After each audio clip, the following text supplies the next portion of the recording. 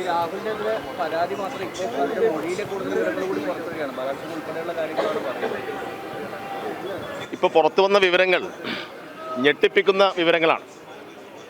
നമുക്ക് ആലോചിക്കാൻ പോലും കഴിയാത്ത കാര്യങ്ങളാണ് നിരവധി പെൺകുട്ടികൾക്ക് നേരെ ഈ ജനപ്രതിനിധിയായിട്ടുള്ള യൂത്ത് കോൺഗ്രസ് നേതാവ് നടത്തിയിട്ടുള്ളത്.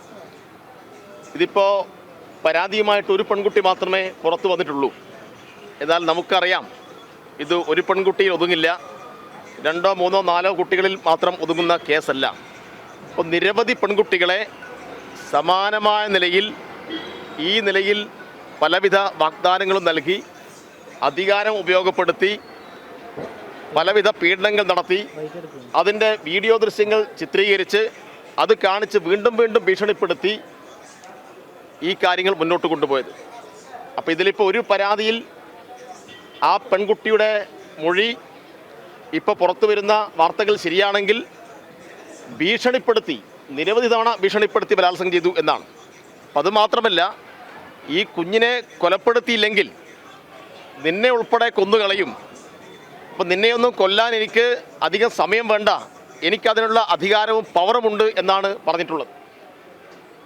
അപ്പം ഇത് അത്യന്തം ഗൗരവമായിട്ടുള്ള നിലയിൽ കേരളത്തിലെ പോലീസ് എടുത്തിരിക്കുകയാണ്, കേസെടുത്തിരിക്കുകയാണ്. ഈ കക്ഷി ഇപ്പോൾ നാട് വിട്ടു എന്നാണ് അറിയാൻ വേണ്ടി കഴിഞ്ഞത്. ഇനി ഏത് പാതാളത്തിൽ ഒഴിച്ചാലും കേരളത്തിലെ പോലീസ് ഈ ക്രിമിനലിനെ പിടിക്കും, ജയിലടക്കും എന്ന കാര്യത്തിൽ ഒരു തർക്കവുമില്ല. ഇത്രയും ദിവസം ഇവിടെ കോൺഗ്രസ് നേതാക്കന്മാർ പല ഘട്ടങ്ങളിൽ ഉന്നയിച്ച ഒരു പ്രധാനപ്പെട്ട കാര്യം, അതൊരു ആരോപണം മാത്രമല്ലേ, ആരും പരാതി കൊടുത്തിട്ടില്ലല്ലോ എന്നാണ്. ഇപ്പോഴിതാ പരാതി കൊടുത്തിരിക്കുന്നു, അതിന് FIR പുറത്തു വന്നിരിക്കുന്നു, പെൺകുട്ടിയുടെ മൊഴി രേഖപ്പെടുത്തിയിരിക്കുന്നു, ഞെട്ടിപ്പിക്കുന്ന സൗണ്ട് ബൈറ്റുകൾ പുറത്തു വന്നിരിക്കുന്നു. ഇനി കേരളത്തിലെ കോൺഗ്രസിൻ്റെ നേതാക്കൾക്ക് എന്താണ് പറയാനുള്ളത്?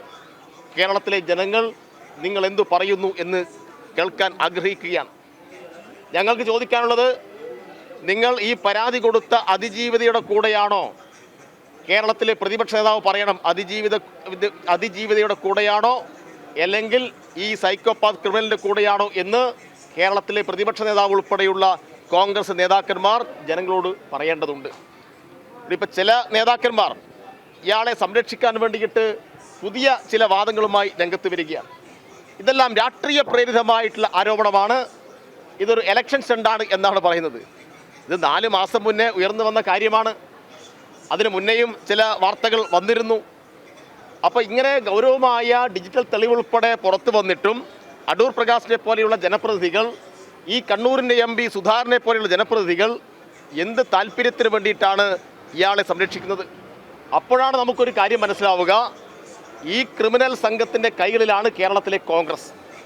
കേരളത്തിലെ കോൺഗ്രസിൻ്റെ നേതാക്കന്മാരെ ഈ ഷാഫിയും രാഹുലും അടങ്ങുന്ന ടീം ഭീഷണിപ്പെടുത്തിക്കൊണ്ടിരിക്കുകയാണ്. അതിൻ്റെ ഭാഗമായിട്ടാണ് ഈ നേതാക്കന്മാർ ഇവർക്ക് അനുകൂലമായ ചില പ്രസ്താവനകൾ പുറപ്പെടുവിക്കുന്നത്. ഇപ്പോൾ കഴിഞ്ഞ കുറച്ച് നാളുകളായിട്ട് ഈ സംഭവം ഉയർന്നു വന്നതിന് ശേഷം ഈ ഷാഫിയുടെ നേതൃത്വത്തിൽ ഒരു വാർ റൂം പ്രവർത്തിക്കുന്നു എന്നാണ് അവർക്കിടയിൽ നിന്ന് പുറത്തു വരുന്ന വിവരം. ആ വാർ റൂമിൻ്റെ തലവനായി ഷാഫി ഇരിക്കുകയാണ്. എന്നിട്ട് രാഹുലിനെതിരായിട്ട് വരുന്ന അഭിപ്രായങ്ങൾ നോക്കും.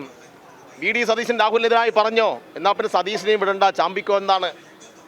രാഹുലിനെതിരായിട്ട് ഏത് കോൺഗ്രസ് നേതാവ് പറഞ്ഞാലും, ഏത് വനിതാ നേതാവ് പറഞ്ഞാലും അവർക്കെതിരായിട്ട് സൈബർ അറ്റാക്ക് നടത്തിക്കോ എന്ന ആഹ്വാനമാണ് ഈ ഷാഫിയുടെ വാർ റൂം കൊടുത്തുകൊണ്ടിരിക്കുന്നത്. അതുകൊണ്ട് അത് സംബന്ധിച്ചും ഗൗരവമായ അന്വേഷണം നടത്തണം.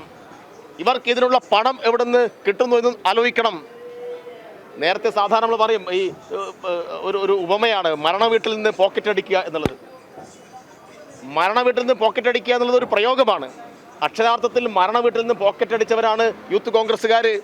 വയനാട് ദുരന്തമുണ്ടായി, നിരവധി ആളുകൾ മരിച്ചു വീണ ആ മരണ വീട്ടിൽ പോയിട്ട് വലിയ പ്രഖ്യാപനം നടത്തി, ജനങ്ങളെ പറ്റിച്ച് പണം പിരിച്ചു. ഒരൊറ്റ വീട് നിർമ്മിച്ചു കൊടുത്തിട്ടില്ല, വീടിൻ്റെ പണം മുഴുവൻ ഇതുപോലെയുള്ള കാര്യങ്ങൾക്ക് ഉപയോഗപ്പെടുത്തി. ബാംഗ്ലൂരിൽ കുറേ ആളുകളെ കൊണ്ടുപോയി എന്നാണ് പറയുന്നത്. രാജ്യത്തിൻ്റെ വിവിധ സ്ഥലങ്ങളിൽ കൊണ്ടുപോയിട്ട് ഗർഭചിത്രം നടത്തിയിട്ടുണ്ട്. അതിനെല്ലാമുള്ള പണം എവിടെയെന്ന് ചോദിച്ചാൽ ഇതാ വയനാട് ഉൾപ്പെടെയുള്ള കാര്യങ്ങളെ മുൻനിർത്തി പിരിച്ച പണമാണ് അടിച്ചു മാറ്റിയത് എന്ന് കോൺഗ്രസിലെ തന്നെ ആളുകൾ പറഞ്ഞുകൊണ്ടിരിക്കുന്നു.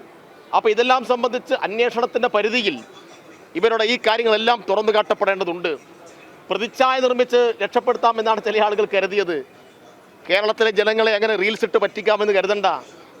കുറച്ച് സിനിമാ നടിമാരൊക്കെ ആ നിലയിൽ റീൽസ് അഭിനയിക്കാൻ കിട്ടുമായിരിക്കും.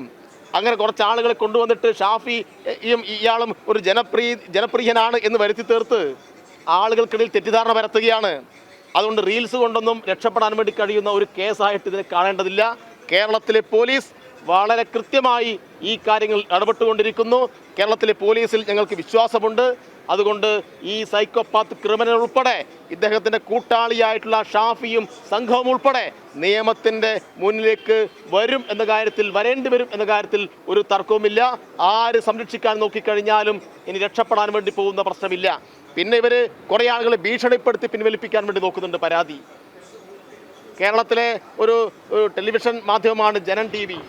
ആ ജനൻ TVയിലെ ഒരു മേധാവി ഉൾപ്പെടെ ഈ ഇരയെ ബന്ധപ്പെട്ട് ഈ കാര്യങ്ങൾക്കെല്ലാം നിൽക്കേണ്ടതുണ്ടോ എന്ന് ചോദിച്ചു എന്നുള്ള ചില വാർത്തകളൊക്കെ പുറത്തു വരുന്നുണ്ട്.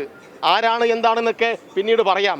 അതുകൊണ്ട് അങ്ങനെ സംരക്ഷിക്കാൻ വരുന്ന ആളുകളൊക്കെ ഞങ്ങൾക്ക് പറയാനുള്ളത് ആവശ്യമുള്ള പണിക്ക് നിന്നാൽ മതി, വേണ്ടാത്ത കാര്യത്തിൽ ഇടപെടാൻ നിൽക്കേണ്ടതില്ല. അതുകൊണ്ട് ഇരയെ ഭീഷണിപ്പെടുത്തിയും സമ്മർദ്ദത്തിൽപ്പെടുത്തിയിട്ടും സ്വാധീനിച്ചിട്ടും ഇയാളെ രക്ഷപ്പെടുത്തിയെടുക്കാൻ വേണ്ടിയിട്ട് കുറേ ആളുകൾ കണഞ്ഞ് പരിശ്രമിക്കുന്നു. അവർക്കെല്ലാമുള്ള മുന്നറിയിപ്പാണ് DYFIയുടെ പ്രതിഷേധം. അങ്ങനെ രക്ഷപ്പെടുത്തിയെടുക്കാമെന്ന് കരുതേണ്ടതില്ല. സൈബർ ഇടത്തിൽ പെൺകുട്ടികളെ അപമാനിക്കാനാണ് നീക്കമെങ്കിൽ സൈബർ ഇടത്തിൽ മാത്രമായിരിക്കില്ല മറുപടി കിട്ടുക. പൊതു ഇടങ്ങളിലും DYFI ശക്തമായി ഇത്തരം ആളുകളെ പ്രതിരോധിക്കുമെന്ന കാര്യത്തിൽ ഒരു തർക്കവുമില്ല.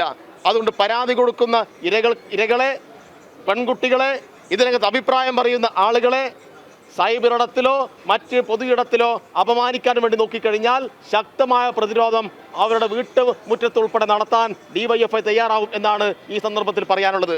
പിന്നെ ശ്രീലേഖ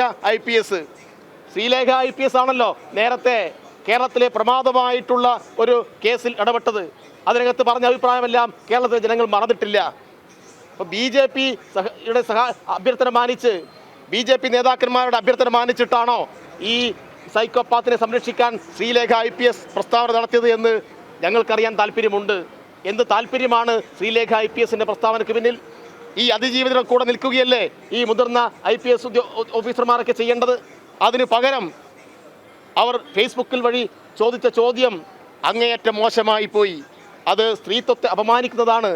അത് കേരളീയ പൊതുസമൂഹത്തിന് അപമാനകരമായ ചോദ്യമായി പോയി. അതുകൊണ്ട് പലവിധ ഭീഷണികൾ കൊണ്ട് പല ഇരകളും രംഗത്ത് വരാൻ നേരത്തെ കഴിഞ്ഞിട്ടില്ല. പതുക്കെ രംഗത്ത് വരുന്ന ഇരകളെ ചേർത്ത് പിടിക്കുകയാണ് വേണ്ടത്.